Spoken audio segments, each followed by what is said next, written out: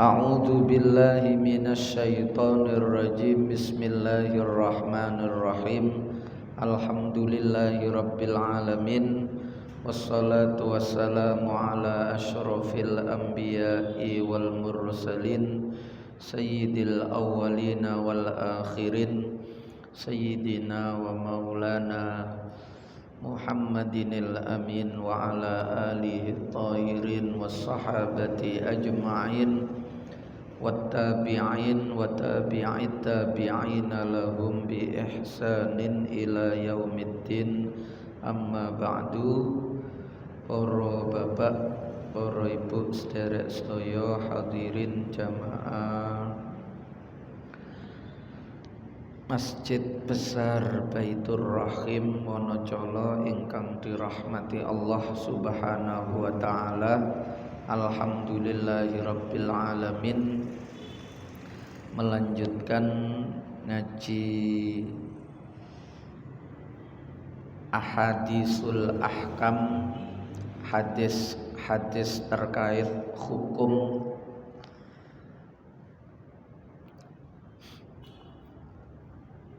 yang terhimpun dalam kitab Bulughul Maram min Ahadisil Ahkam. Sakmangke hadis yang ke-21 nek ten jenengan niku. Wa an Anas bin Malik radhiyallahu anhu, diriwayatake saking sahabat Anas bin Malik radhiyallahu anhu, hadis terakhir terkait babul aniyah, bab tentang wadah, khususnya wadah biasa tapi ditambal dengan perak atau nanti dikiaskan lagi dengan emas yang nilainya lebih tinggi. Sementara dalam hadis sebelumnya, awal-awal niko ada larangan la tashrabu fi aniyatid dhahabi wal fiddah wala ta'kulu fi sihafihima fa innaha lahum fid dunya walakum fil akhirah. Hadis yang nomor 14 niku. Larangan menggunakan wadah dari emas dan perak. Lah sekarang wadahnya bukan dari emas dan perak, tapi ada motif tambalan yang berasal dari emas atau perak. Bagaimana? Apakah dihukumi sama karena ada unsur emas perak meskipun hanya berupa tambalan, ataukah mengikuti hukum asalnya, yaitu wadahnya ini bukan wadah emas, bukan wadah perak. Arah pembahasannya nanti ke sana. Jadi kudu eling larangan menggunakan wadah emas atau perak.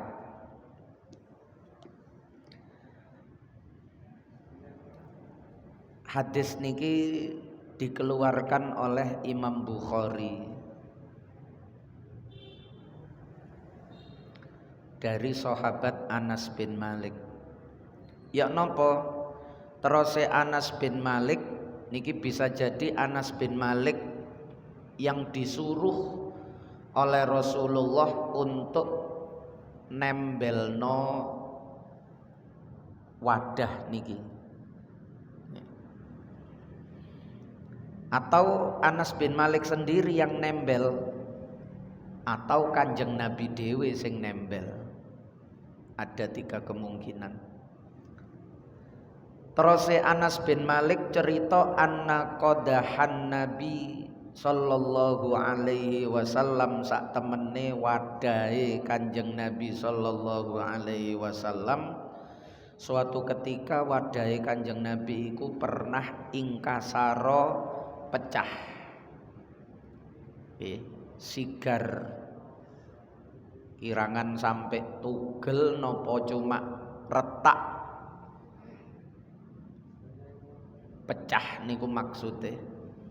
Akhire fattakhoda mongko ngalap sapa Kanjeng Nabi maka nasya'bi ing panggonane sigar niku, panggonane pecah niku. Kanjeng Nabi mengambilnya silsilatan ing napa silsilah niku kaya rantai ngoten niku. Bisa dari benang perak atau perak dilebur model koyok patri, model koyok timah soder ngonten niku, tapi ini dari bahan perak terus dimotif seperti rantai maju mundur maju mundur maju mundur spiral ngenten niki. Atau memang karena pecah lalu dari benang yang terbuat dari perak supaya kuat diikat, di model diikat ngoten niku, dicublesno diikat, cublesno malih diikat, cublesno malih diikat. Bisa begitu maksudnya silsilatan niku. Silsilah niku maknane seperti mata rantai. Min fiddatin saking perak. Wadahe mboten teko perak tapi tembelane niki untuk menutup pecah atau menyambung pecahnya itu menggunakan bahan dari perak. Berarti nek Kanjeng Nabi menggunakan, Kanjeng Nabi memiliki boleh. Boleh. Lah tapi kan jenenge hadis mek ngonten tok, Pak. Terus ulama menganalisa. Menganalisa itu bisa karena muncul banyak pertanyaan karena peristiwa-peristiwa. Lho sik, iku nek pecah. Pecah niku maksude butuh nih, karena pecah supaya wadah niki ndak dibuang, mboten mubadir. Wadah niki tetap dimanfaatkan, akhirnya nggawe tembelan perak. Pertanyaan pertama, kalau gak pecah tapi sengaja dihias menggunakan perak, dikai motif-motif bunga atau dikasih garis-garis dari perak, itu nek wadahe mboten perak tapi motifnya dari perak, bagaimana? Lah niku muncul jawaban. Soalnya Kanjeng Nabi tidak pernah praktek seperti itu. Lalu ada lagi pertanyaan, misalnya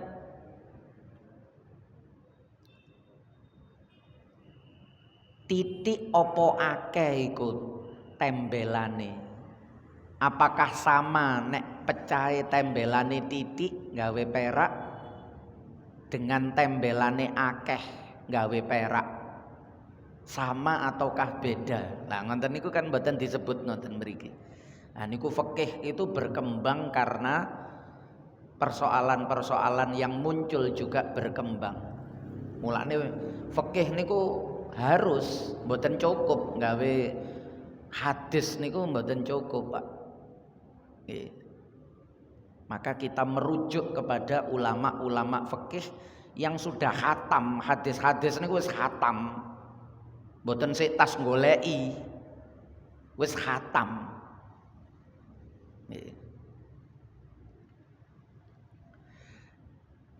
Dari situ kemudian muncul istimbatul hukmi. Hukum-hukum dari hadis ini yang pertama bahwa menggunakan tambalan dari perak.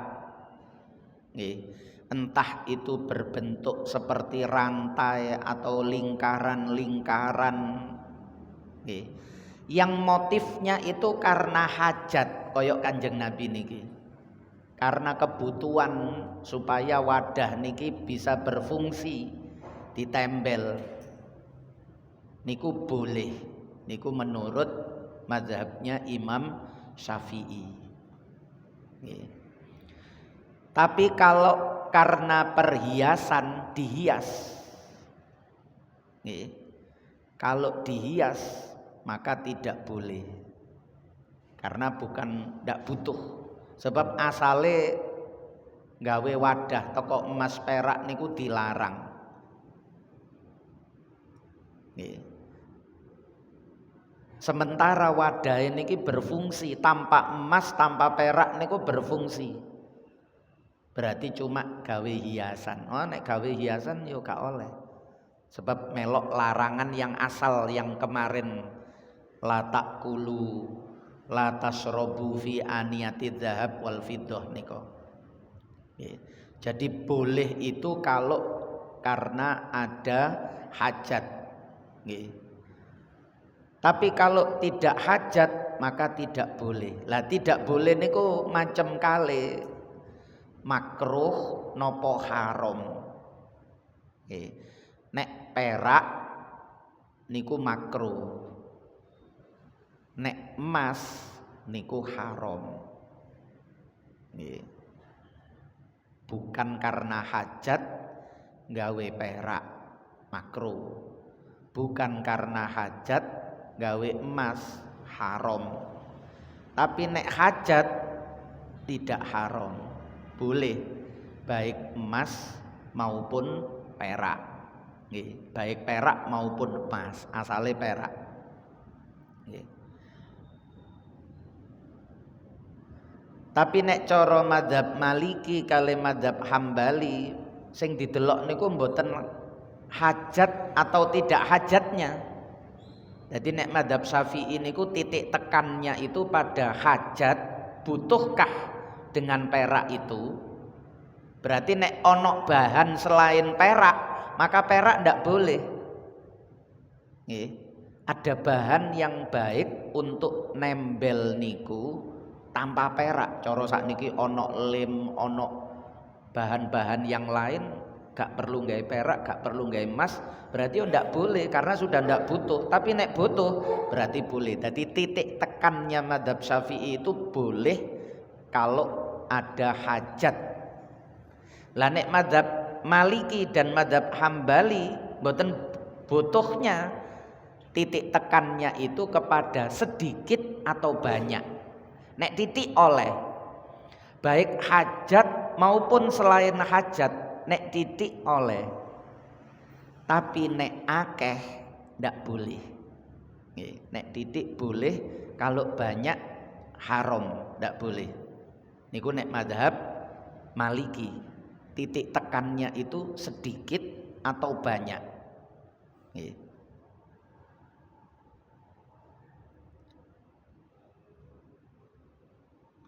Nek mazhab Hanafi beda lagi, Pak.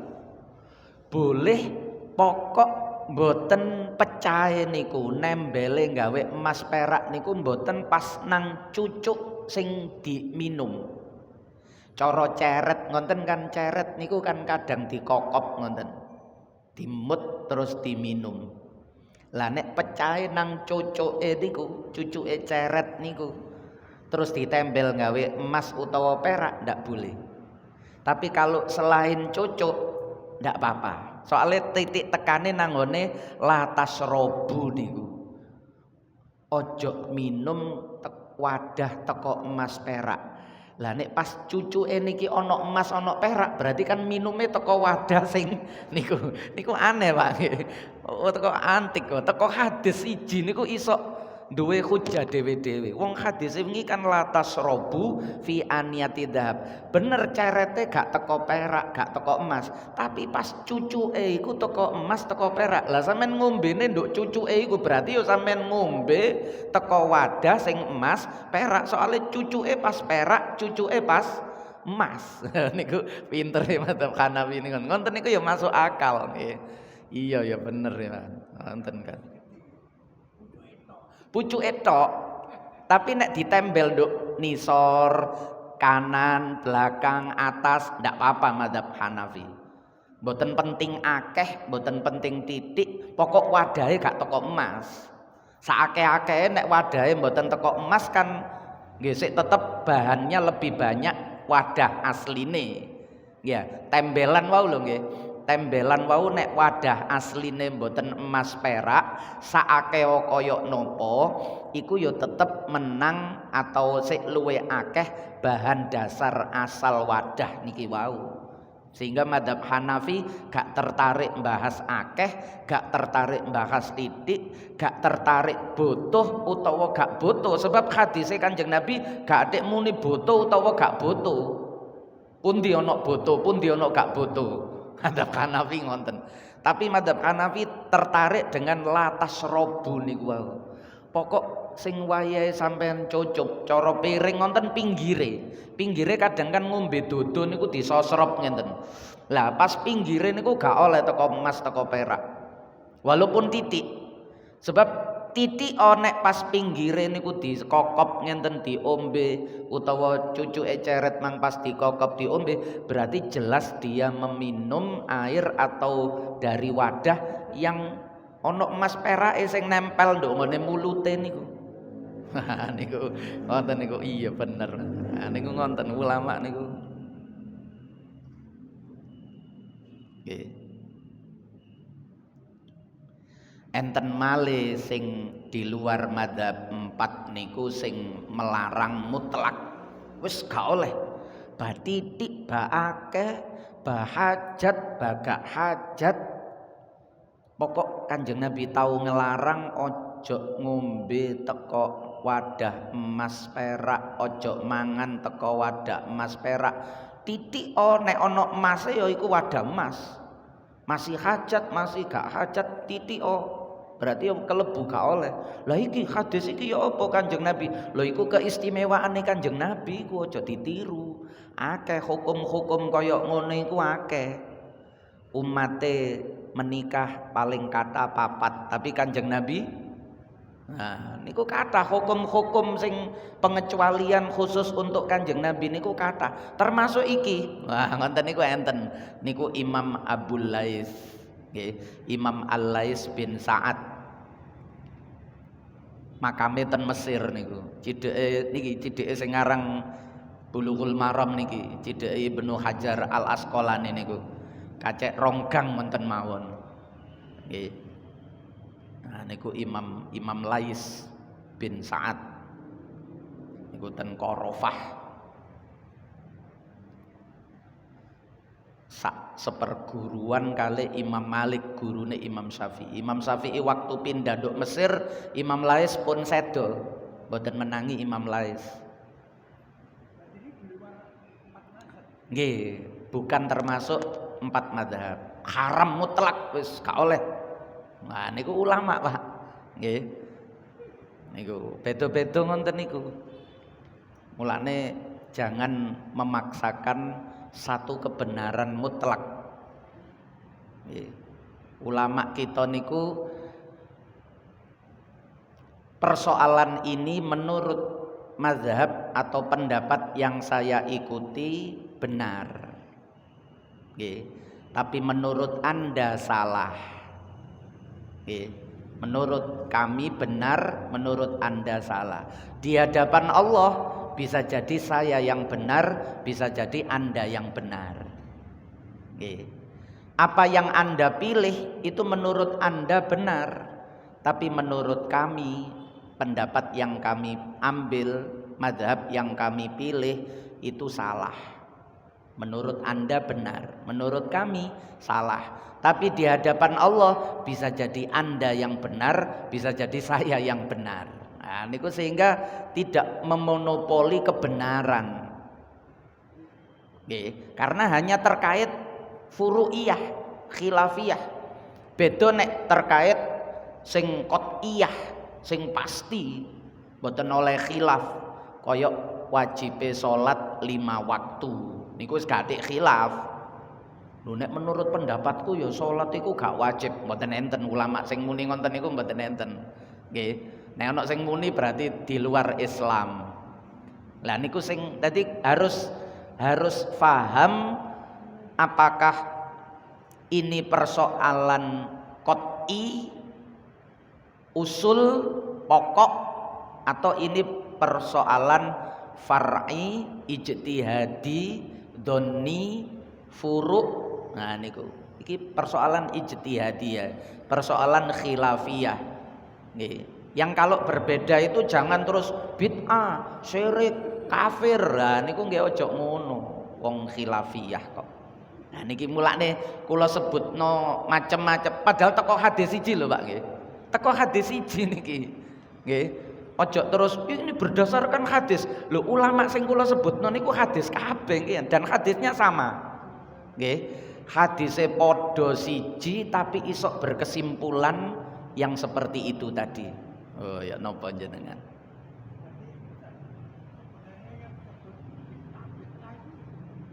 Nggih niki nuruti hawa nafsune. Memuaskan hawa nafsunya. Kan enak, Pak. Nek nyalahno wong niku kan gagah nggih. Ngelek-ngelekno wong niku kan lega, nduk ati niki kan lega. Kita niki mantep bener nek wis nyalahno wong niku berarti kita itu mantap benar. Padahal ndak harus begitu. Mantap bener iku tanpa menyalah-nyalahkan orang lain niku nggih saged. Pun sekarang ganti hadis berikutnya. Napa damel pertanyaan? Isake jam pinten?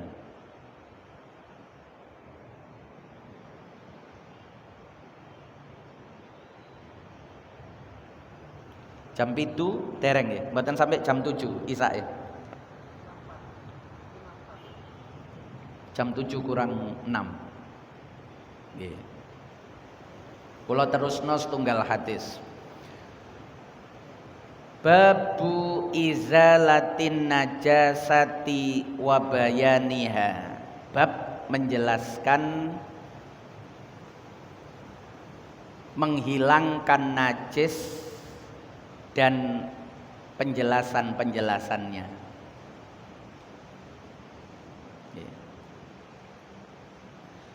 An Anas bin Malik pun barang najis niku jelas. Nggih, barang suci ya jelas. Lah niki hadis yang pertama niki, hadis yang pertama dari bab niki, nggih. Nek teko pertama niku nggih 22. Hadis ini menjelaskan ono benda najis sing berubah menjadi benda suci. Sebelumnya itu masuk kategori najis, tapi kemudian mengalami perubahan sehingga tidak lagi berbentuk benda yang pertama najis ini, berubah menjadi benda yang kedua, yaitu yang tidak najis. Lah, benda yang mengalami proses atau fase perubahan seperti ini itu hukumnya ikut yang pertama najis atau ikut yang kedua suci. Contohnya ten mriki nanti niki kula damel prolog pembukaane nggih supaya jenengan kok diwacakno hadis niki wis duwe gambaran sing jange dibahas niki napa nggih. Apakah ikut yang pertama yang merupakan benda najis ataukah ikut setelah berubah niki yang menjadi benda suci niki? Nah niku ngonten. Persoalannya ten mriku niki. Hadis yang ke-22 niki. Qala ngendika sapa Anas,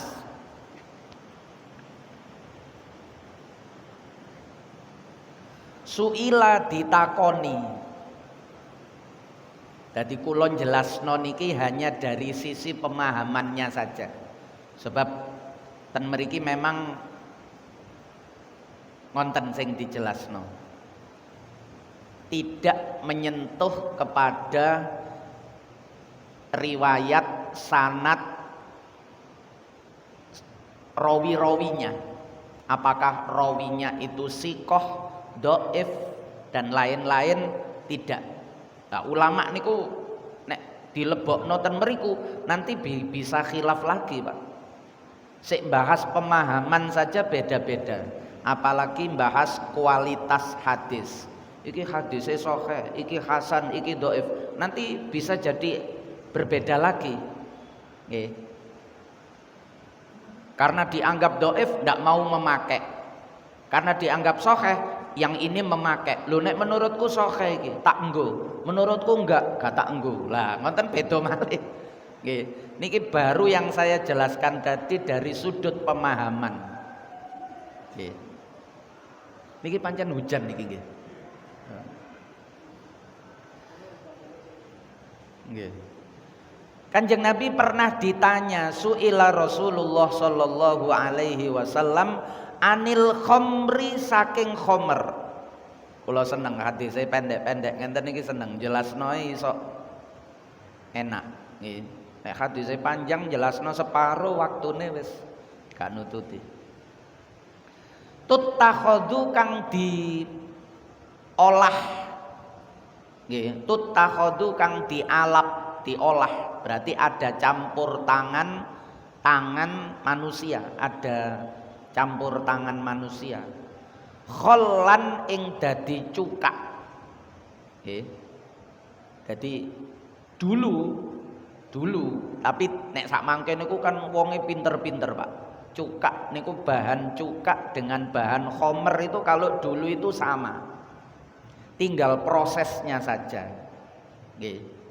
Sehingga sing asale khomer niku iso dirubah. Wah iki dadi khomer wis gak payu iki.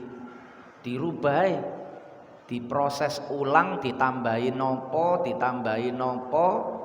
diolah model koyok nopo sehingga menjadi cukak. Nek khomer niku memabukkan, merusak akal, menjadikan orang akalnya itu tertutup, hilang. Dan akal niku adalah sesuatu yang dilindungi dalam syariat Islam. Khifdul aqli, di antara 5 tujuan pokok syariat itu salah satunya adalah khifdul aqli. Agama ini sangat menjaga, melindungi akal, jangan sampai dirusak. Segala sesuatu yang merusak akal pasti dihukumi haram. Nggih. Lah niki ana khomer sing asale ngerusak akal, tapi nek wis diolah menjadi khomer, ya napa Kanjeng Nabi? Waktu kok dadi khomer? Nek khomer niki diolah menjadi cukak, ya napa Kanjeng Nabi? Khomer niku haram, khomer niku najis. Khomer najis, Pak. Tapi nek wis dadi cukak, cukak niku halal, cukak niku suci. Lah nek asale khomer terus berubah dadi cukak, melok asale najis haram napa melok setelah menjadi cukak suci halal? Kanjeng Nabi ditakoni, "Ngonten niku angsal napa mboten Kanjeng Nabi?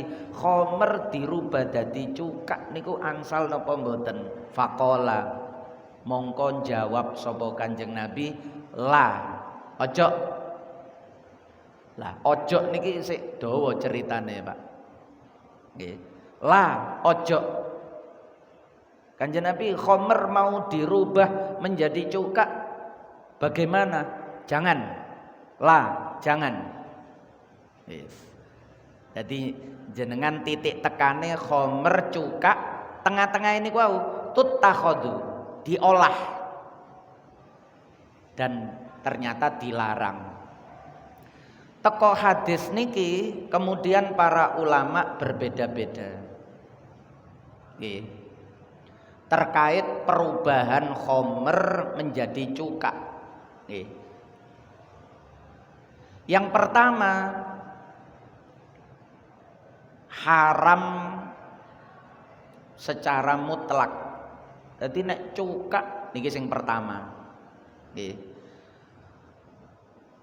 Cuka yang bersumber atau yang berasal dari bahan khomer haram secara mutlak, baik melalui proses tangan manusia atau berubah dengan sendirinya.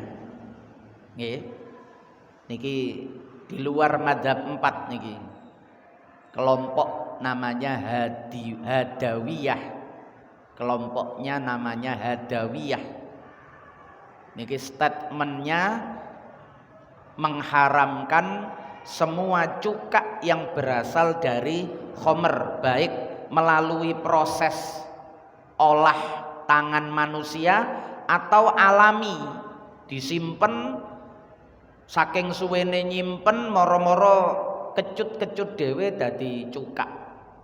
Tetap ndak boleh karena asalnya dari khomer. Satu niki. Ngaji niki kula mboten bahas madzhab Syafi'i, Pak. Nggih. Ngaji niki kula mboten bahas madzhab Syafi'i supaya jenengan faham bagaimana satu hadis itu bisa menimbulkan banyak hukum. Nek jenengan kepingin ngaji fikih madzhab Syafi'i, nek Ahad ba'da maghrib ten ngene Wonocolo gang 6 YPM niku. Ya, niku enten Langgar At-Taqwa Yai Majid. Nah niku jenengan ngaji fikih madzhab Syafi'i yang kita amalkan sehari-hari. Nek niki mboten digawe pengamalan niki. Ngaji niki mboten digawe pengamalan. Tapi nanti tetap kula dudukno pendapat yang kita pilih utawa yang menurut madzhab Syafi'i. Niki dadi ngaji niki ngejak pinter nggih. Ngejak pinter soalnya Bulughul Maram niku kudu ngonten, Pak. Supaya kita tidak memonopoli satu hadis untuk kebenaran sendiri. Padahal ada pemahaman-pemahaman yang lain dari sumber hadis yang sama. Jangan dikira dari hadis yang berbeda terus nganggep iki lho ono hadise. Lah perasaan iki gak ono hadise ta ya apa? Padahal teko hadis sing padha tapi bisa menimbulkan hukum yang berbeda. Niki teko hadis niki sama. Yang kedua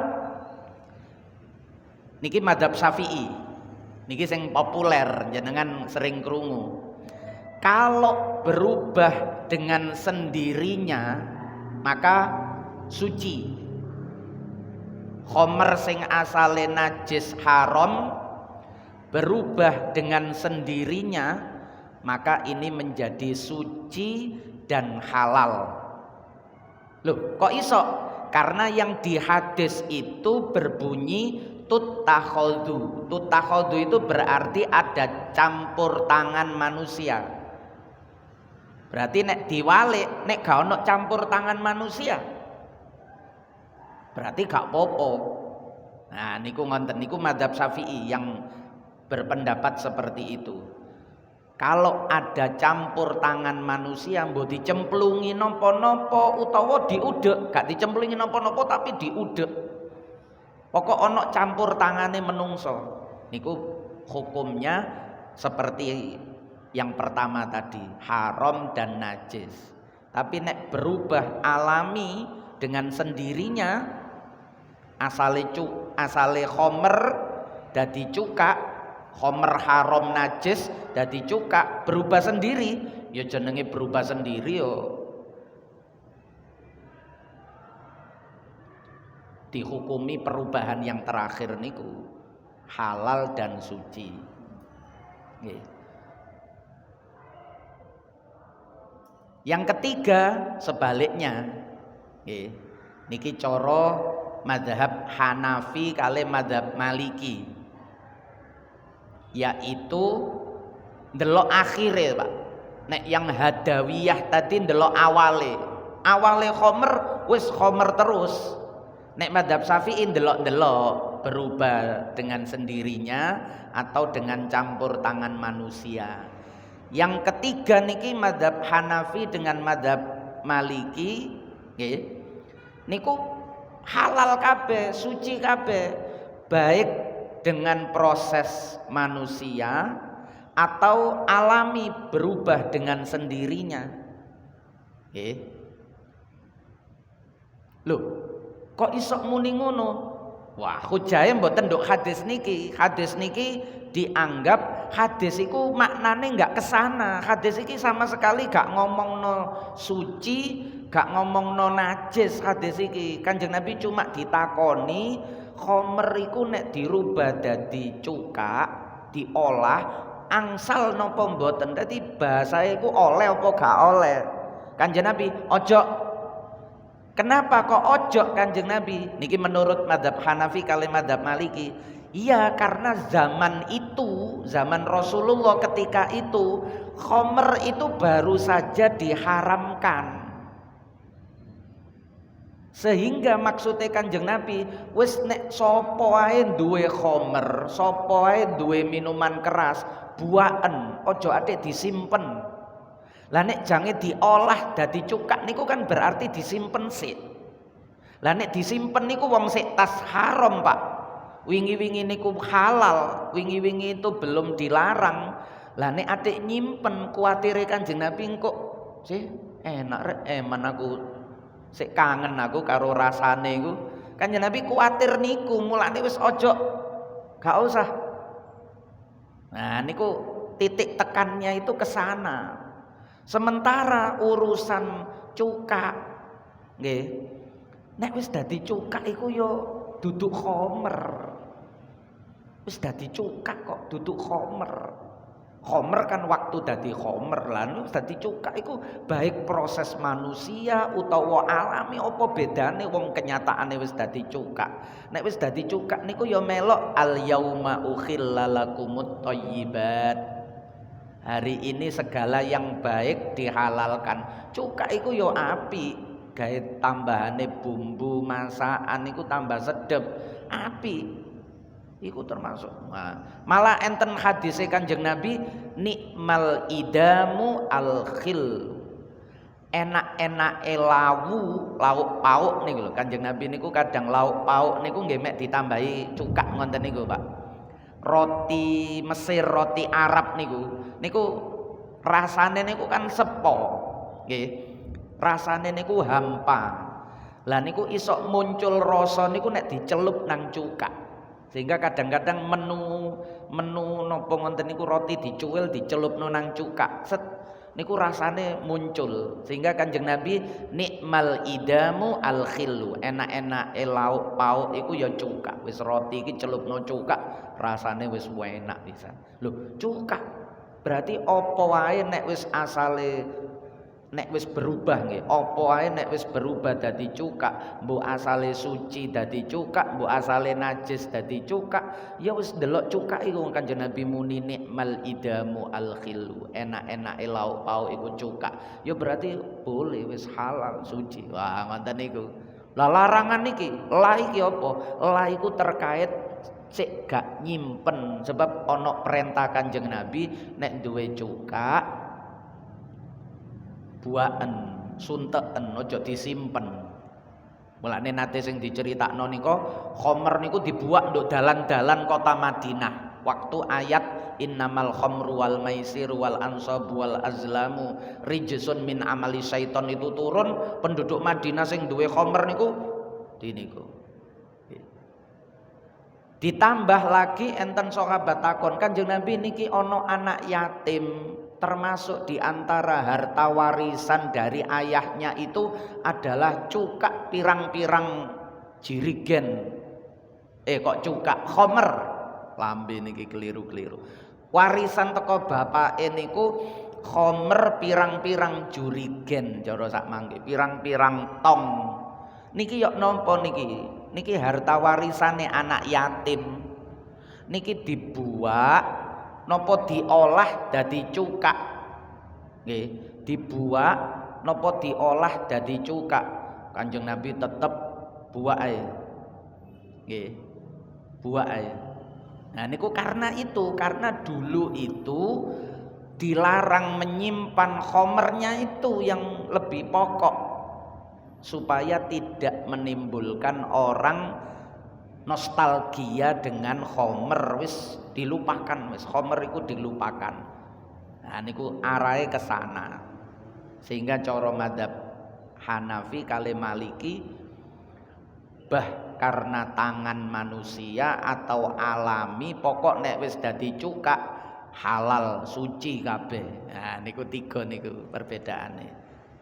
Pun sing nomor kali wau niku sing kita pakai karena Indonesia niki mazhab Syafi'i rata-rata jenengan cek gak dianggap nyeleneh kok nggih. Jenengan nek gawe pendapat lintune niku kok nduk masyarakat dianggap nyeleneh.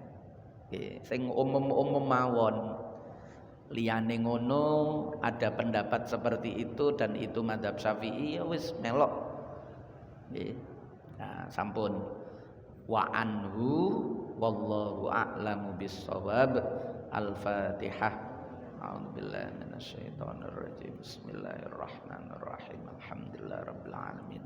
Ar-Rahmanir-Rahim. Maliki yaumiddin. Iyyaka na'budu wa iyyaka nasta'in. Ihdinas siratal mustaqim. Siratal ladzina an'amta 'alaihim ghairil maghdubi 'alaihim waladdallin. Amin. Nggih, barangkali ada yang ditanyakan. Nggih, monggo. Nggih.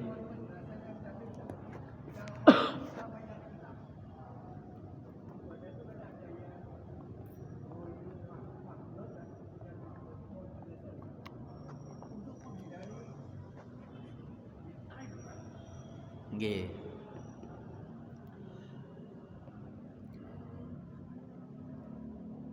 Perkara itu ada yang sifatnya itu pokok. Cara wit ngonten batangnya niki, batang pokok niki. Ada yang sifatnya itu cabang-cabang, ranting-ranting. Lah, untuk yang pokok niki mesti mboten khilaf, Pak. Kabeh niku syaraté mlebu Islam iku la ilaha illallah. Mazhab nopo mawon, faham nopo mawon, salate wajibe mesti 5 waktu. Kabeh niki nek Ramadan mesti wajib poso. Basing Sunni, Syiah, Wahabi macam-macam niku nek Ramadan poso napa mboten? Poso. Paling mangke khilafe kan traweh. Artinya bukan yang pokok. Nggih. Nek subuh wajib, sedaya wajib subuh. Paling kok kan khilafe kunut. Ya yang seperti itu saja. Artinya kita itu memandang perbedaan itu harus kita lihat itu yang pokok atau yang cabang. Nek pokok rukun Islame padha nggih pun wis. Perkara beda ranting nggih. Ono sing ranting sebelah kanan, ono ranting sebelah kiri, depan, belakang, atas, bawah.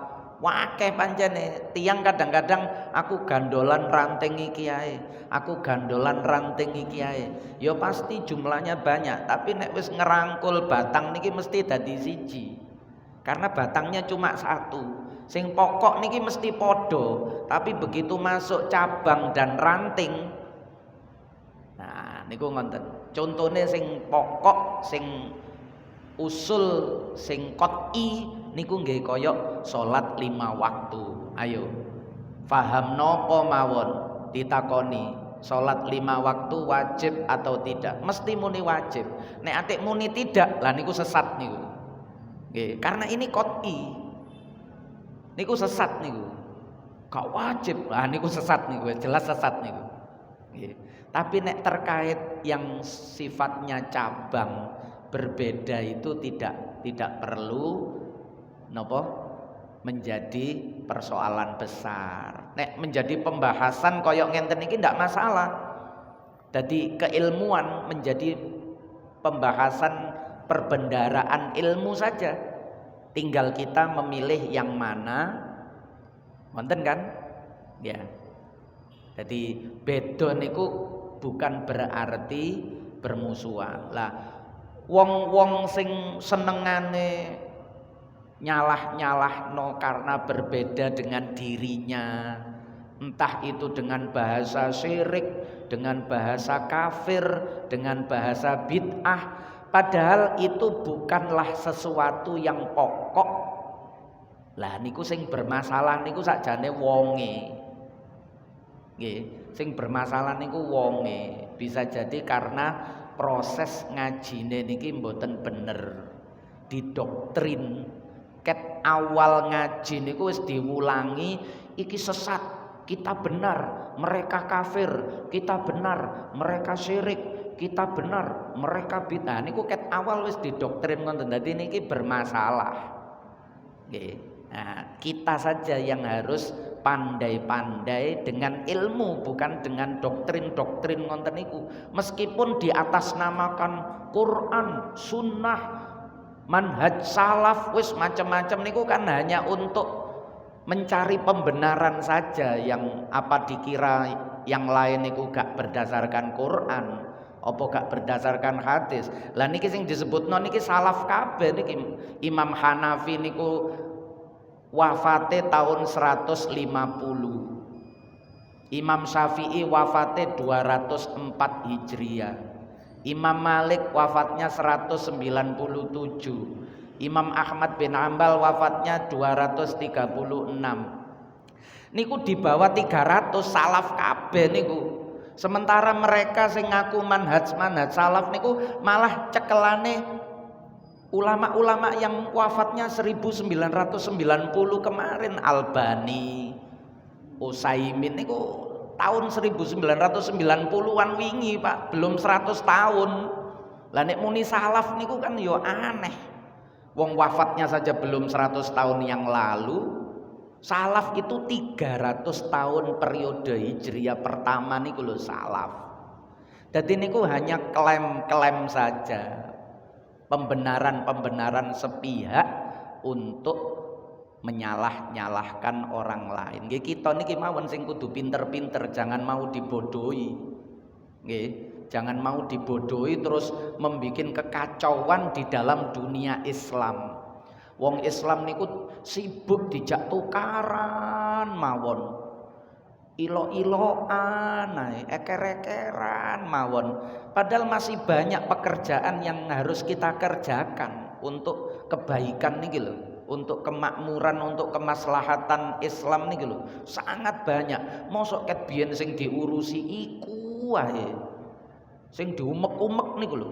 Bid'ah, tahlilan, yasinan, wis diumek-umek niku wae sampai kiamat kurang 2 dina lho. Sing dibahas tetep niku mawon.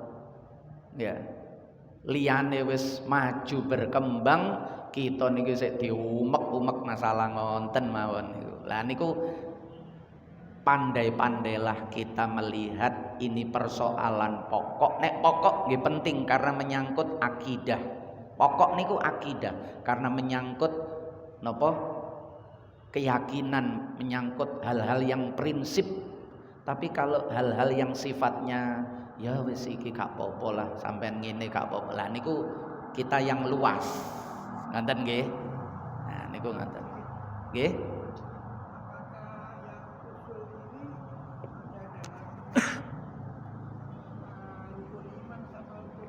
Nah niku mawon patokan niku sing paling bener. Ya.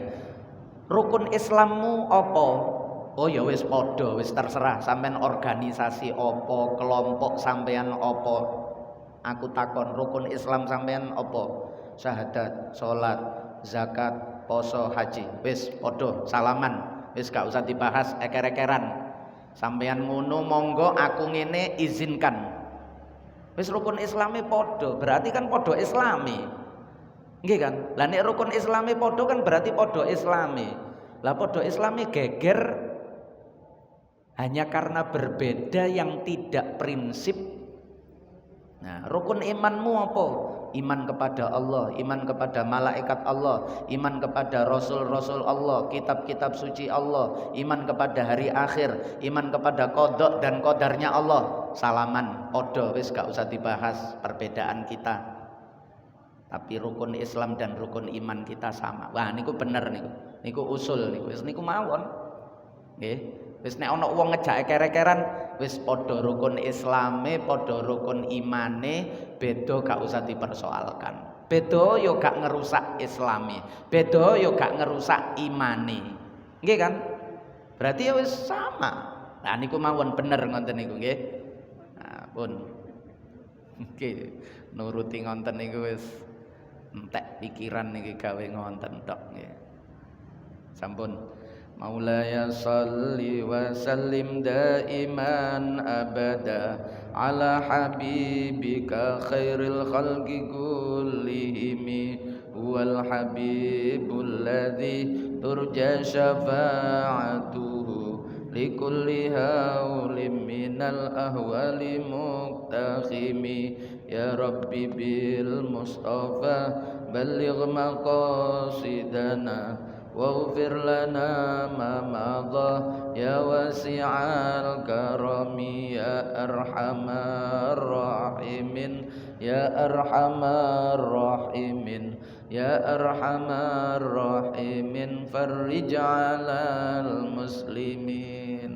Ditutup kafaratul majlis. Subhanakallahumma wa bihamdika asyhadu an la ilaha illa anta astaghfiruka wa atubu ilaik. Wassalamu alaikum warahmatullahi wabarakatuh.